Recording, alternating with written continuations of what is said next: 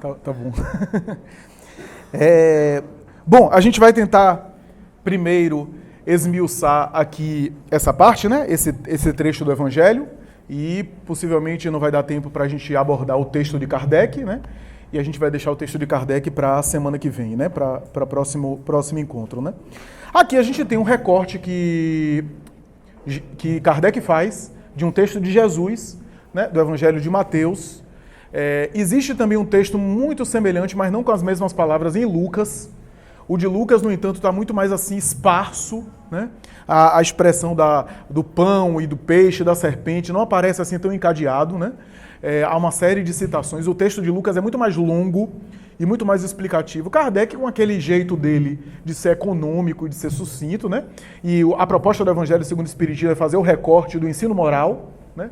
Nós aqui que estudamos é que, para a gente enriquecer aqui a compreensão, a gente vai pegar outros textos, a gente vai entender o contexto, mas o que a Kardec queria era a coisa mais econômica possível para ficar focado, né, para tentar esmiuçar o tema moral, né, e para tentar trazer as questões morais aí, as considerações morais, né. Vale a pena a gente novamente citar que esse texto está no Sermão da Montanha, né. Capítulo 7 de Mateus ainda é o Sermão da Montanha, né? O Sermão da Montanha é praticamente capítulo 5, 6 e 7, né? As bem-aventuranças aí no capítulo 5. Portanto, vocês vejam que a gente está no capítulo 25, já encerrando aí o livro, o Evangelho segundo o Espiritismo, né? O Evangelho segundo o Espiritismo tem 28 capítulos. Praticamente todos os temas que Kardec desenvolveu, todos os 28 capítulos, estão em cima do Sermão da Montanha, né? A gente já debateu muito aqui o Sermão da Montanha. O Sermão da Montanha é aquele conjunto de princípios fundamentais de Jesus, né? Aqueles elementos que dizem respeito às ideias principais do Mestre, né? Uma coisa que eu esqueci de falar em semanas anteriores é que não são poucos teólogos, não são poucos estudiosos, que ao lerem o Sermão da Montanha, consideraram-no uma utopia, impossível de viver, impossível de colocar em prática. Daí porque a teologia, se vocês forem ver os estudos teológicos, tanto de tradição protestante quanto de tradição católico-romana, eu estou dizendo dos autores intelectuais que debatem os textos, quase sempre passam pelo Sermão da Montanha e preferem ficar nas outras passagens do Evangelho, porque tem muito mais passagens, né? Parábolas que dizem respeito à salvação, né? Textos do Evangelho que falam sobre o que é necessário para ser salvo, porque isso daí deu pano para manga na teologia a respeito de doutrina da salvação, né? Construção de teologias em torno aí dos rituais da igreja, da tradição da liturgia, nenhuma crítica, muito pelo contrário, né? Com todo respeito, com todo carinho, mas há outras passagens aí do Evangelho que os teólogos se detiveram muito mais. Por quê? Porque abriram espaço para dogmas, né? Para discussões intelectuais aí profundas, né? Enquanto o Sermão da Montanha é uma orientação que diz respeito tanto à nossa vivência diária, né? É um discurso tão libertador, né? Que não está atrelado, não dá para atrelar esse discurso aqui do Sermão da Montanha a nada institucional especificamente, a nenhum dogma institucional, que quase sempre os teólogos passaram, e não foram poucos que disseram que o Sermão da Montanha é um conjunto de práticas que são utópicas, que são impossíveis de vivenciar. Bem se vê que não é a proposta da doutrina espírita, né? Kardec se baseia na moral espírita praticamente em cima do Sermão da Montanha. Os espíritos que se comunicam a Allan Kardec em cima de textos do Evangelho são em cima de textos do Sermão da Montanha, né? E a gente vê aqui que a gente está diante da moral pura do Evangelho, né? Da moral mais elevada do Evangelho, né?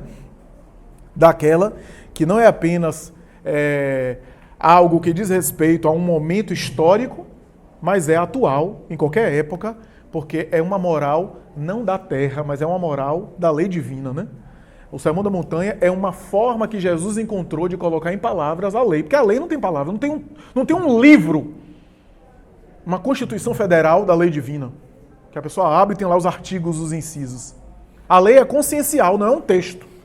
É uma abstração que vibra na natureza, no universo e na intimidade dos seres. O que os espíritos missionários fazem, de um modo geral, e Jesus de uma forma especial, é traduzir essa compreensão da lei que eles já alcançaram em palavras para que a gente entenda. Por isso, os fundadores de religião e aqueles que fizeram sistemas filosóficos e religiosos foram esses que tentaram converter a compreensão e o sentimento da lei divina em palavras. A expressão lei, inclusive, é uma expressão que Kardec usou, que de alguma forma reverbera a ideia de Moisés, de que Deus é um legislador, mas ainda assim a expressão lei não é nem uma expressão exata. Para não pensar que a obra divina é um ordenamento jurídico conforme o nosso mundo. A expressão lei é para a gente ter uma ideia, talvez seja a expressão mais exata que Kardec conseguiu, né? Colocar em palavras para a gente entender que há uma ética cósmica, né? Mas nem é uma coisa precisa a gente usar a expressão lei. Kardec usou leis morais, etc. Mas se a gente for parar para pensar, nem é uma expressão precisa, totalmente precisa, é claro. Daí a gente fala das leis conscienciais, a gente fala de aspectos que são psíquicos, né? Que tem a ver com algo interior, né? Que vai para além de uma legislação. Ora bem, esse conjunto aí de palavras que Jesus enunciou nesse texto de Mateus, ao longo dos tempos foi interpretado apenas em um sentido. E o sentido é o seguinte: esse é um conjunto de orientação para a prece. Pede, obtereis. Bater na porta, abre-se-vos-á. Buscai e achareis. Inclusive, a primeira expressão pede, obtereis vai ser o capítulo 27, né? Vai ser o penúltimo capítulo do Evangelho. Kardec volta a essa expressão pede, obtereis no capítulo 27 para falar sobre preces. Só que aqui ele não aborda a prece, aqui é um outro tema. É um outro tema. Tanto é que ele coloca o subtítulo Ajuda-te e o céu te ajudará.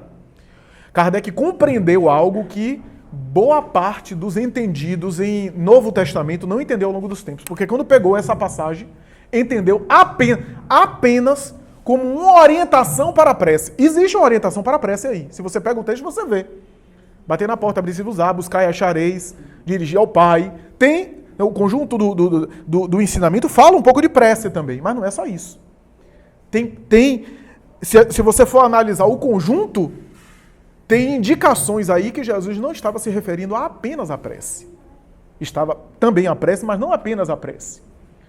Ou pelo menos não à prece no sentido convencional, né? Há um vício humano milenar, religioso, de se relacionar com a divindade através de pedidos, solicitações, para a divindade atender através de compensações que a gente faz. E qual é a compensação que a gente faz? Os rituais religiosos. Oferendas, né, no passado o holocausto, sacrifício de animais, sacrifício de vegetais, sacrifício de humanos, né, matar uma outra vida para que minha vida seja poupada. Essa era a ideia do homem primitivo, né? Então, tanto é que Emmanuel, em roteiro, vai dizer que a fé nasceu no berço rústico do medo. Né? Berço rústico, parece paradoxal. Fé é uma coisa, medo é outra. Medo parece ser o oposto da fé. Veja como a evolução do espírito, as coisas se encadeiam tudo em uma coisa só, né? Há um espírito de sequência, né? Do medo nasceu a fé. Por quê? Porque do medo, do temor do divino, que o homem primitivo não conseguia entender, começou uma relação com o sagrado, através do ritual e do culto exterior. Oferenda, para que o Deus da chuva desça a chuva na minha plantação, que poupe a minha agricultura das pragas. Isso desde o homem antes da civilização, né? Mais tarde a cultura de Israel, né? Na época de Jesus, do judaísmo, né? Matança de animais, oferenda e assim por diante. Então, isso foi, claro que é uma fase de desenvolvimento, mas foi um dos maiores problemas e entraves do desenvolvimento do pensamento religioso, que é o quê? Culto exterior. Jesus combateu muito o culto exterior. O culto exterior. E quase sempre a nossa relação com a divindade é uma relação de pedido. É muito difícil a gente ver, a gente orar ou a gente se referir à divindade que não seja pedir. Né? Seja, por exemplo, reconhecer a grandeza divina, reconhecer o quanto a gente é ajudado pela bondade divina. Quase sempre tem uma solicitação. Né? Uma solicitação. E claro que a prece não é informar a Deus aquilo que Deus talvez não saiba. Não pode ser isso. O pedido, claro que tem o seu lugar, a gente examina isso na doutrina espírita, né? O pedir é uma forma de você reconhecer a sua necessidade para criar um ambiente psíquico próprio, para de repente, se for o caso, você receber o auxílio. Não, às vezes, o auxílio que você gostaria nos seus termos, mas de acordo com aquilo que você necessita. Joana de Anjos vai dizer, nenhuma oração que não seja escutada pelo mundo espiritual. E o silêncio dos lábios divinos não significa ausência de resposta. Às vezes o silêncio já é uma resposta. Tem uma prece bonita de Maria Dolores que ela fala isso, né?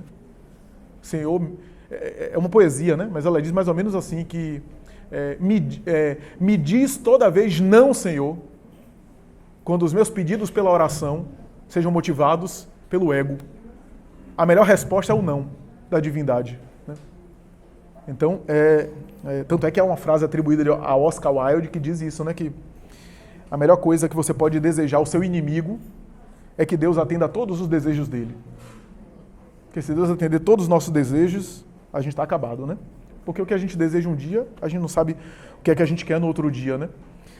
A verdade é que esse texto, ajuda-te, o céu te ajudará, não é apenas uma orientação para a prece, né? Não é apenas uma barganha, né? Uma formulação de um pedido aí para ser atendido de uma forma convencional. Porque há até tentativas aí de... Porque aqui para nós, olha a falta de lógica. Então, eu peço a Deus uma prosperidade material e em troca eu acendo algumas velas para Ele. Para que Deus quer vela? Se Deus é dono de tudo. Né?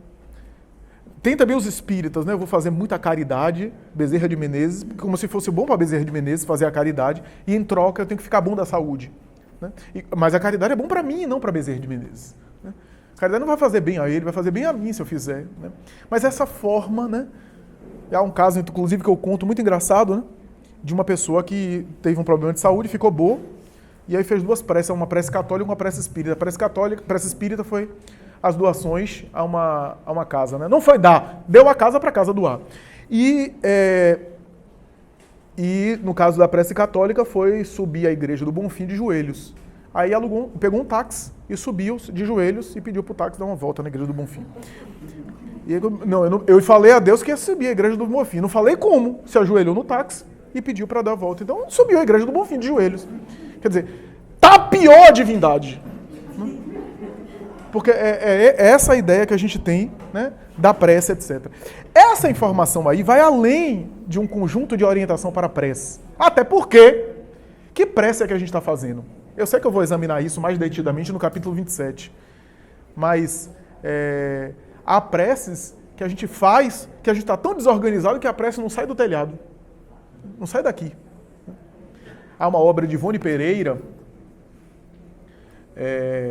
Nas Voragens do Pecado, se não me falha a memória, que narra uma saga de Catarina de Médici.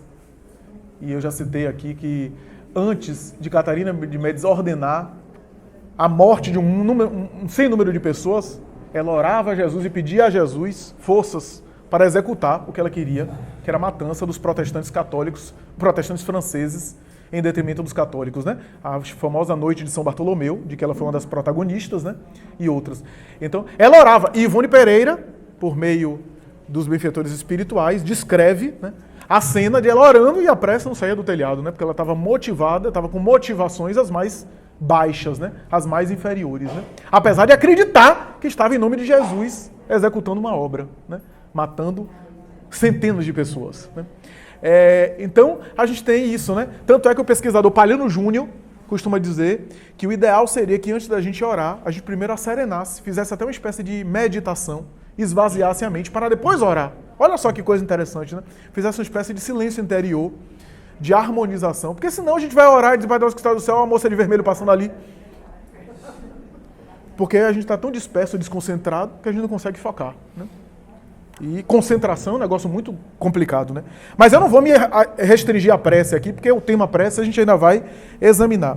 Sabe por quê? Se você ver até o pé da letra no texto, não tem a ver só com prece? Batei na porta. O pedir você pode até dizer que é prece, mas batei na porta, bater. Quem bate faz um movimento que é repetido. E isso tem aí um símbolo curioso. Quem bate numa porta faz algo que é insistir. Bate uma vez, bate outra até ser atendido. Estamos diante de uma figura que é alguma coisa que se faz e que se insiste. Daí o bater na porta não faz alusão à prece. O símbolo de bater não pode ser uma alusão a uma prece, mas a outra coisa. O pedido foi, mas e o bater? Bate e abre-se-vos-á. Se você entender o bater como repetir, é porque você está entendendo a oração repetida, que é aquele ritual de repetir orações indefinidamente, e isso não pode ser algo que Jesus recomendou. Jesus, inúmeras vezes, principalmente no capítulo 6 de Mateus, aludiu ele condenava as fórmulas repetitivas exteriores da prece. Está lá no próprio Evangelho. Então não pode ser isso. Não pode ser isso. Não pode ser esse o esquema. Não é isso, portanto. O bater repetidamente não pode ser uma prece repetida. Tem que ser outra coisa. Só que não apenas bater e buscar. Buscar.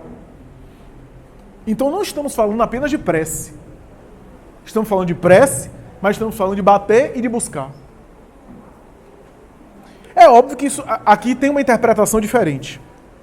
E a primeira interpretação que eu levanto é o seguinte. Se você pensa em bater, como eu penso que é um sinônimo ou uma semelhança a algo que é insistente, você está pensando em algo mental que vai além de um pedido de prece, mas algo que é insistência do ponto de vista do pensamento. Ou seja, estamos diante... Se a gente entender aqui o bater para além da prece, a gente entende numa mentalização. Algo que se mentaliza. Então não é apenas a oração que você faz, mas algo que você alimenta no seu mundo interior. Algo que você mentaliza. E tudo aquilo que a gente mentaliza não fica apenas no âmbito mental. A gente coloca em prática. Ou seja, o mentalizar aqui não é apenas ficar fixo mentalmente, mas é se esforçar para praticar. Olha o bater, se não tem a ver com um certo esforço. Buscar um certo esforço. Faz aí alusão a esforço. Há um caso que eu já citei aqui várias vezes, já está até repetido demais, de Leon Tolstói, que é narrado por Joana de Ângeles em Lampadário Espírita, que ele conta... Leon Tolstói, que foi um grande mentalista cristão, um grande escritor, né? E se converteu ao cristianismo em determinada fase da sua vida. Tolstói conta que um mujik, que é uma espécie de camponês da antiga Rússia, né? Estava no campo, lavrando a terra e trabalhando a terra. E diante dele, uma igreja próxima, um sacerdote da igreja saiu, foi na sua direção, se aproximou dele e disse: homem, mujik, que é a expressão mujik, expressão camponês russo, né? Vem para a igreja orar. E o homem respondeu: não posso, estou arando. E ele respondeu: faz muito bem, porque arar é orar. Ou seja, quando estamos atuando no bem, estamos também orando. A ação também é uma forma de prece. Daí porque a gente precisa de momentos onde a gente se renova, eleva o pensamento, se refrigera, recarrega as baterias. Mas e quando a gente chegar a um estágio de espírito equilibrado, espírito amadurecido, onde a gente não vai ter tantas oscilações, né? A nossa internet não vai cair toda hora, a gente vai ter fibra ótica e cabeado ainda, né? Onde a nossa vida vai ser uma constante prece, um estado de prece, né? Onde a gente não necessariamente vai... Claro, a gente vai ter momentos de recolhimento maior, porque o próprio Jesus fazia isso. O próprio Jesus ensinava dando o exemplo. Ele próprio, que estava em constante conexão, de vez em quando se afastava da multidão, e aí se refugiava mais profundamente. A gente não sabe o que é que acontecia, porque aí é a conexão de governador da terra com o Criador. É uma relação que a gente ainda não tem acesso. Mas ele fazia isso. Mas a sua vida era já uma prece constante. Daí porque, às vezes, orava sem precisar fechar os olhos. Orava formulando ideias aqui em atividade dinâmica. Já estava em conexão. Então, chegará o dia, sim, dessa conexão maior, né? Dessa sintonia mais específica. Mas o texto vai além de uma mentalização só. Porque quando a gente pega, sobretudo o segundo item, Né? O primeiro já diz, né? Porquanto quem pede recebe, quem procura acha, e aquele que bate a porta, ela se abrirá. Portanto, fala de um resultado do que se faz. De algo do que se faz, que gera um retorno. Veja que equívoco que a tradição cristã cometeu ao entender que aqui era apenas prece, né? Então eu peço e recebo. Eu mentalizo e Deus me dá. E eu acho tudo. Não pode ser isso. Não pode ser. A prece está embutida nesse programa. Daí a ideia de orar, mas não apenas orar, agir e não apenas agir. Se eu apenas vivo uma vida operacional, eu perco um contato comigo mesmo e deixo de estar em consonância com a minha própria auto-iluminação. E acabo me misturando de tal forma que daqui a pouco eu me descolo de mim mesmo, perco o contato comigo para estar vivendo a vida alheia. E isso é um problema. Tem muita gente assim, inclusive na religião. Aí quando ele desencarnar, o que foi que você fez? Nem deu tempo de fazer muita coisa porque eu estava pensando nos problemas dos outros. Porque a gente até entende a caridade assim. A caridade é tomar conta do problema dos outros. Não é. A caridade é ajudar os outros. Inclusive, ideal seria que a gente conseguisse ajudar os outros a resolver os próprios problemas. Né? Em alguns momentos, é claro que o outro não tem condição, a gente ajuda mais, a depender da situação. Mas ajudar não é assumir. Ajudar não é carregar o outro para si. Ajudar não é viver a vida alheia. Ajudar é estimular a evolução do próximo. É colaborar com o próximo e seguir adiante. Por isso que Emmanuel tem uma mensagem que diz assim: ajuda e passa. Sem contabilizar os resultados, sem esperar recompensa, sem avaliar o efeito da sua ação. Ajuda e passa. Porque senão, a pessoa pede um recurso na rua e antes da gente dar o dinheiro para ela, a gente tem que fazer uma investigação, fazer uma espécie de auditoria, checar o imposto de renda dela para ver se ela precisa receber aquela doação. Então, ajuda e passa. Mas, quando a gente vê aqui o segundo item, né? Qual o homem dentre vós que dá uma pedra ao filho que lhe pede pão? Esse texto, essa passagem aqui é uma passagem poética, de uma beleza. Ou se pedir um peixe, lhe dá uma serpente. Ora, se sendo maus como sois, sabeis dar boas coisas aos vossos filhos, não é lógico que com mais forte razão vosso Pai, que está nos céus, dê os bens verdadeiros aos que lhes pedirem? Então, olha o que ele está falando. Ele está falando de correspondência, né? Faz algo e recebe algo. E não dá para entender isso como uma dissonância. De uma maneira poética aqui, e essa interpretação que eu acho que é o coroamento do entendimento dessa passagem, é que nesse texto está embutida a lei de causa e efeito. Quando Jesus fala qual é o homem que dá uma pedra ao filho que lhe pede pão, ou lhe pedir um peixe e lhe dará uma serpente, ele está falando de causa e efeito. Ele está falando que tudo aquilo que a gente mentaliza e tudo aquilo que predomina no nosso mundo mental acaba se tornando realidade em condutas. A depender daquilo que eu irradio, eu recebo. Daquilo que eu vibro, eu encontro. Não, às vezes, de maneira imediata, mas eu encontro. Quem lê a obra Pensamento e Vida vai ver isso. Aquilo que a gente reflete demais, a gente vai encontrar. Aquilo que a gente se fixa demais. Por quê, minha gente? Porque o nosso comportamento é afetado pela forma como a gente funciona predominantemente. Não é os pensamentos negativos que passam pela minha cabeça e eu saio deles. Mas é aquilo que eu seleciono e que eu escolho ficar. Aí vai se tornar a minha vida na minha conduta. Por isso que Emmanuel vai dizer uma coisa que me chama a atenção. Ele vai dizer o seguinte, também em Pensamento e Vida. Quase sempre, eu já falei isso aqui, quase sempre aquelas pessoas que vivem criticando determinados defeitos no outro, caem nos mesmos erros, cometem os mesmos equívocos. Porque criticou tanto e ao condenar, eu acabo vitalizando, eu acabo sintonizando com aquilo, e eu acabo agasalhando. Por isso André Luiz, no livro Sinal Verde, vai dizer, tem cuidado ao penetrar o mal. Quando fores convidado a entrar em contato com o mal, tem cuidado. Tem cuidado ao ir até o mal.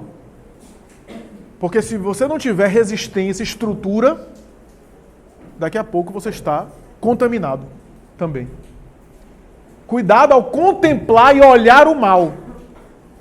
Porque ao olhar demais, você pode assimilá-lo. Então, ajuda o mal e os maus, entre aspas, mas sem sintonizar com isso. Né?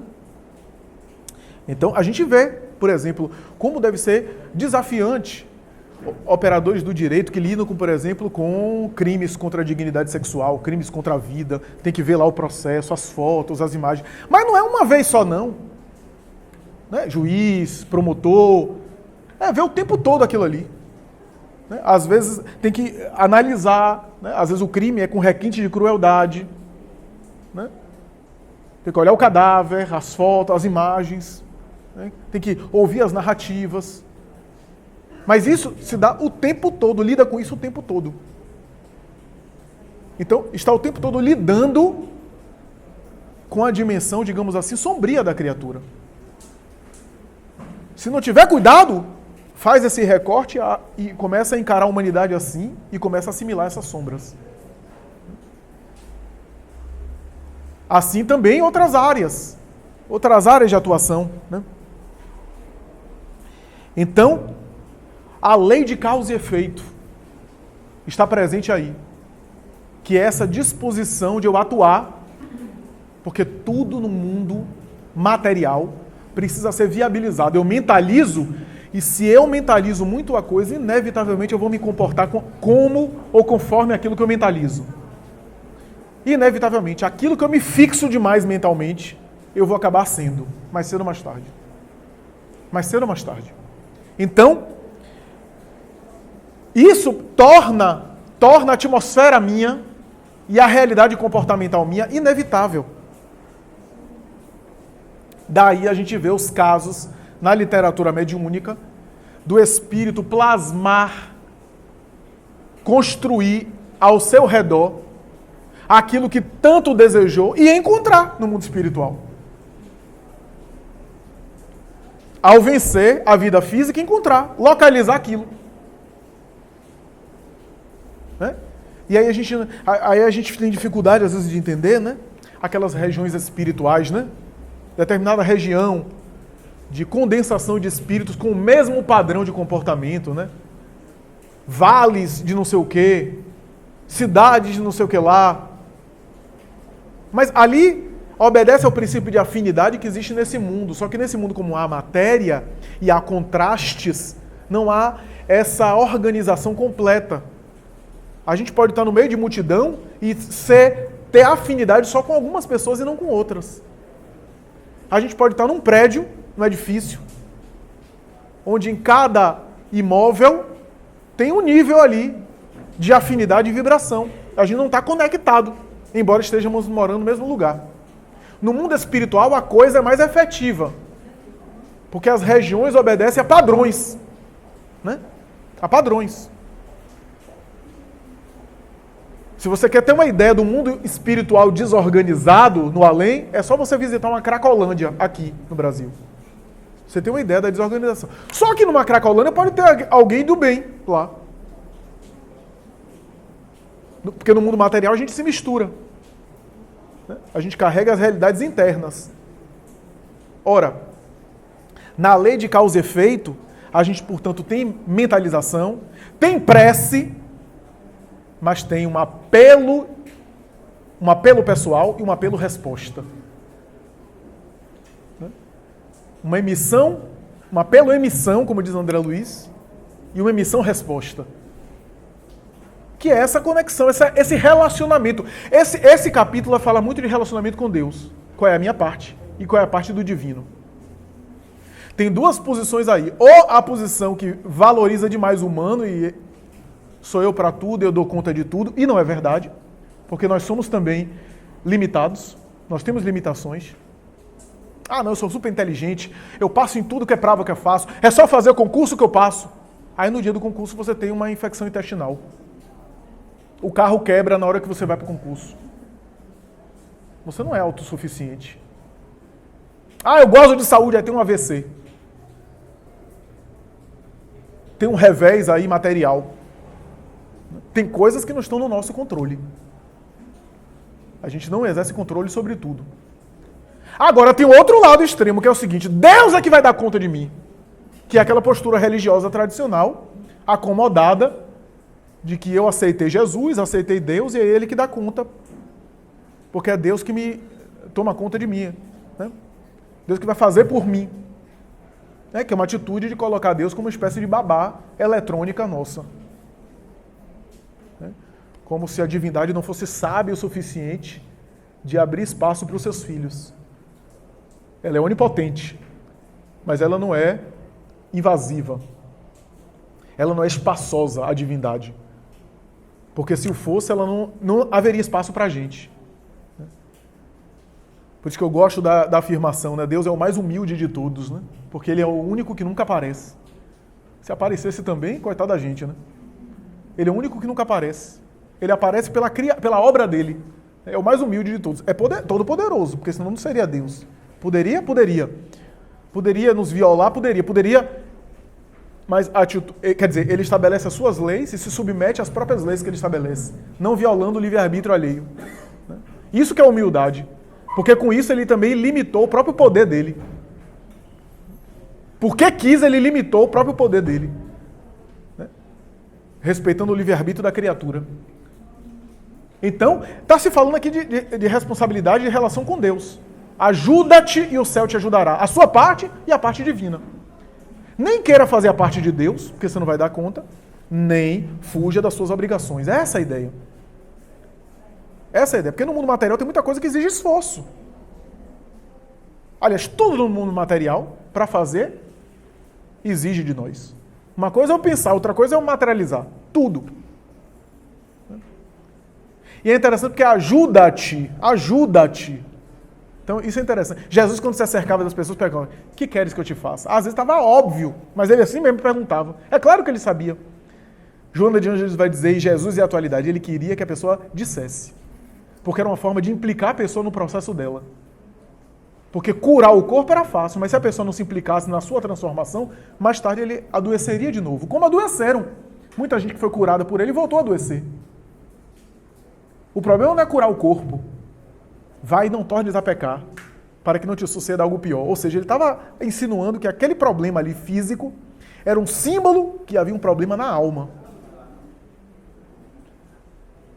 Então, nós que temos uma concepção espírita, quando formos no médico, ajude o médico.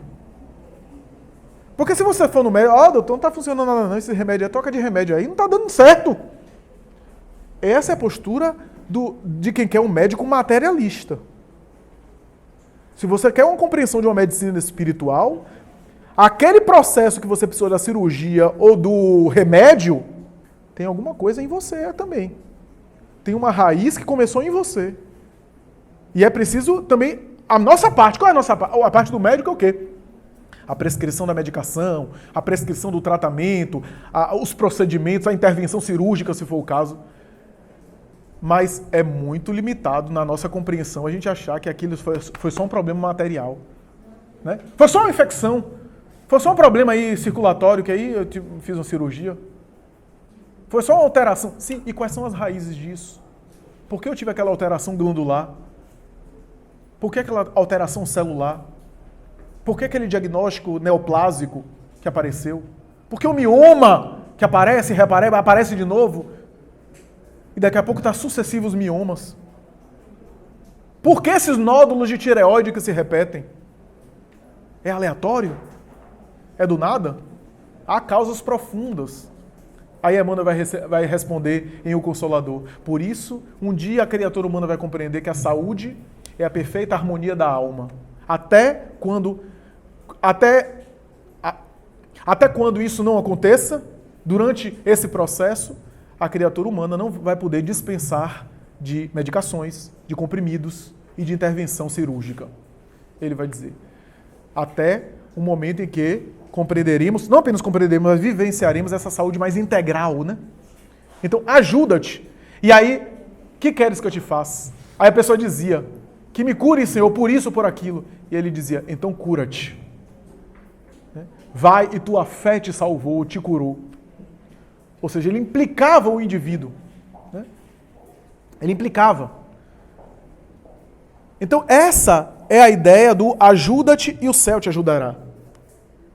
É a ideia de que ore, se abra à divindade, mas é necessário também colaborar com a obra divina. E como é que eu colaboro? Trabalhando no meu mundo interior para receber o auxílio. O bem que fizeres em toda parte será o teu advogado de defesa. Não foi mais ou menos assim que Emmanuel falou? O bem que fizeres em algum lugar será o teu advogado de defesa em toda parte. Então, nós temos isso. Essa ação é que complementa a oração. Essa atitude proativa no bem. Então, senão a gente vai ficar repetindo os vícios do passado. Nós temos aqui na casa um tratamento. Façamos o tratamento. Recorramos à fluidoterapia. Mas às vezes o que eu vejo é só a nossa movimentação de fazer tratamento, mas não fazer um melhor tratamento, que é a evangelização nossa. E aí, se a gente ficar apenas de maneira periférica, né, a periferia é isso, né? Não, então é uma coisa só do físico, uma coisa só espiritual. E quando é espiritual no sentido de a gente estar sendo perseguido pelos espíritos. Os obsessores estão atrás de mim. Não que não estejam ou que não tenham. Mas compreender apenas isso é não se implicar. Porque aí a culpa é dos coitados dos obsessores. Então, é importante, meus amigos, essa ideia. Porque, nesse sentido, a gente vai estar já em conexão. Se a gente se ajudar, a gente vai já estar em estado de prece, em conexão, em atitude de abertura espiritual. E, quando fizermos uma prece, aí a prece vai. Aí quando nos concentrarmos para fazer silêncio interior, coroados de bons propósitos... Eu não estou falando da pessoa santificada não, tá? Se for santo, melhor para você. Mas a pessoa que está forrada de bons propósitos, que está empenhada na sua iluminação, né? Preocupada com a sua autoiluminação. Quando a pessoa se engaja nesse processo, aí fica mais fácil. Aí a gente vê resposta do mundo espiritual, né? Aí a gente consegue, inclusive, ter olhos de ver. Os sinais que o mundo espiritual está nos dando, a gente não percebia. Porque a gente tem essa ideia de que o mundo espiritual só vai se manifestar através de um transe, né? Ó, eu vou contar uma coisa. Eu conheço mais de uma pessoa que conheceu pessoalmente o médium Chico Xavier. E me disse, não foi ninguém que me disse não, eu vi a pessoa falando, não vi nada demais. Fui lá, convivi vários dias lá com ele em Uberaba, não vi nada demais que o povo falava. Quer dizer, não conseguiu perceber a grandeza daquele homem. Por quê? Porque queria chegar lá e encontrar Emmanuel de pijama no café da manhã, né, conversando. Queria ver espíritos materializados. É isso que a pessoa... E não percebeu o maior fenômeno, que era a espiritualização daquele homem, quando sentava para tomar café com as pessoas. A forma como ele tratava os outros, os hábitos, né? As pequenas coisas, porque a grandeza da alma passa despercebida por nós. Porque a grandeza da alma é invisível aos olhos materiais. São nos pequenos gestos, nas atitudes de gentileza, de cortesia que ele fazia questão. Né? Arnaldo Rocha costumava dizer que toda pessoa que ia visitar Chico, ele fazia questão de levar a pessoa ao hotel onde ele estava hospedada. Depois que ele ia com a pessoa até o local onde a pessoa estava dormindo. Todas as pessoas. Ele era o último a voltar para casa. Pequenos gestos. Né? Pequenos gestos de se ocultar, de ocultar a sua grandeza. Ocultar suas virtudes. Né? Para não chamar atenção. Quer dizer, a verdadeira espiritualidade a gente não percebe. Agora, se disser que tem um médium ali dando cambalhota, recebendo o ET de Varginha, aí a gente vai. caindo no samba do crioulo doido. Aí a gente vai. A gente gosta dessa coisa do que impressiona, do que choca. Mas a espiritualidade, quanto mais choca por fora, é falta de força e de grandeza por dentro. Né? Então, nós temos isso, né? E como a gente tem à disposição a conexão com o mundo espiritual. Eu vou só contar uma última história que eu contei no seminário recente de mediunidade. Sobre mediunidade, a gente abre para a discussão. Divaldo Franco contou que certa vez aqui na Mansão do Caminho estava datilografando algumas mensagens que ele havia psicografado, psicografou a mensagem e ele próprio passava a limpo, né, datilografando, né, porque psicografa com lápis, mais tarde passava, né. E ele disse, né, que estava datilografando e colocou uma rádio assim, uma estação de rádio aleatória, as músicas tocando, e de repente entra uma MPB, uma música popular, uma música muito conhecida, que é a música de Dolores Duran, A Noite do Meu Bem. Vou homenagear a Elber, que gosta de música popular, às vezes a gente conversa, ele tem um conhecimento extraordinário de música popular, de bossa nova e etc., de música antiga. E Dolores Duran ali tocando, e Divaldo disse que datilografando e escutando a música A Noite do Meu Bem, de repente ele olha para o lado, estava Dolores Duran ali, presente. E disse, eu fui atraída pela música. E quero lhe contar a história dessa música. E começou a falar. Quando eu estava encarnada, e o meu grande afeto, o amor de minha vida desencarnou, eu experimentei uma grande dor. E no bar, entre uma e outra bebida, eu tive um transe psíquico. E o vi ali se aproximar de mim. Fiquei emocionada e num papel de guardanapo eu comecei a anotar os versos que ele me trazia do mundo espiritual. A música foi inspirada mediunicamente. E aí Divaldo voltou e Joana de Ângeles disse, vê meu filho, ela, atormentada, alcoólatra, uma vida atribulada, quem conhece a vida de Dolores Duran sabe, desequilibrada emocionalmente, e conseguiu captar uma poesia e uma inspiração tão bela de uma música dessa, por que nós não nos abrimos para a providência divina e não somos canais também, porque somos assessorados, somos assistidos, se quisermos.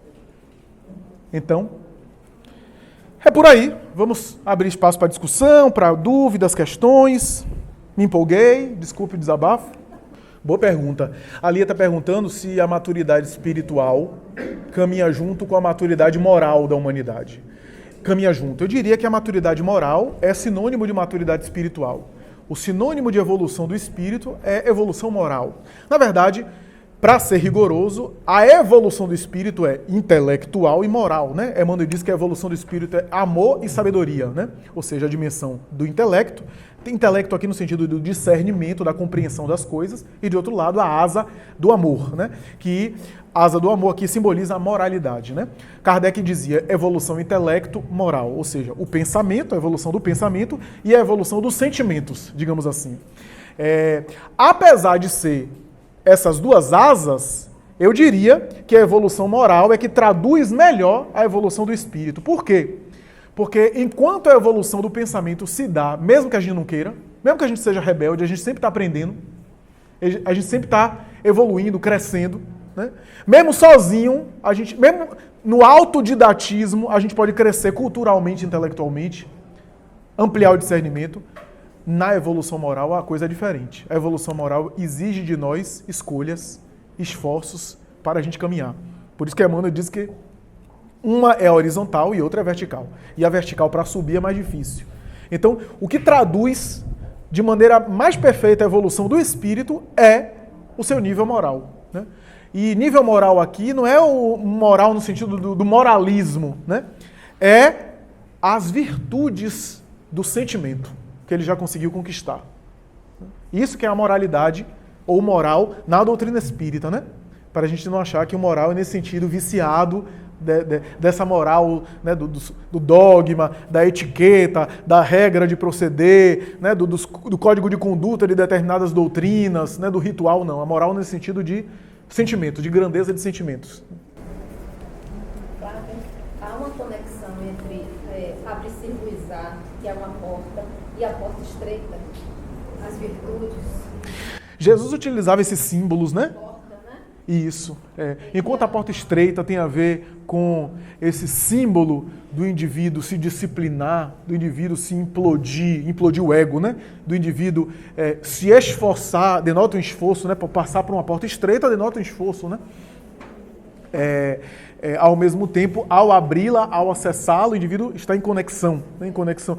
Porta tem um símbolo de passagem e de entrada, né? Acesso a quê? Né? A algo divino, né? Daí, quando a gente está agindo, a gente está batendo. Quando a gente está atuando, a gente está batendo. A gente está batendo na porta, né? Eu acho interessante assim que quando ele fala pedir e obtereis já remete à humildade. Tem uma humildade de buscar também, né? Tanto que em algumas traduções tem buscai e achareis. O pedir e obtereis, buscar e achareis, dá uma ideia de iniciativa da pessoa, né? E bater lhe será aberto no sentido de que ouse e acredite, tenha fé, porque a gente às vezes quer as coisas, mas não confia na providência divina, né? Então eu acho que esse bater é um bater com confiança de que será providenciado. Tanto que quando ele remete à interpretação de qual um filho que pedindo o pai um pão receberá uma pedra, né? Ou um peixe e receberá uma serpente. Como se dissesse, qual pai que, diante de uma humildade, de uma iniciativa, de confiança, vai enganar o filho? Então, nessa interpretação mais humana, Jesus está fazendo um paralelo com o próprio Criador. Como a gente pode buscá-lo nesse sentido e realmente confiando na providência dele?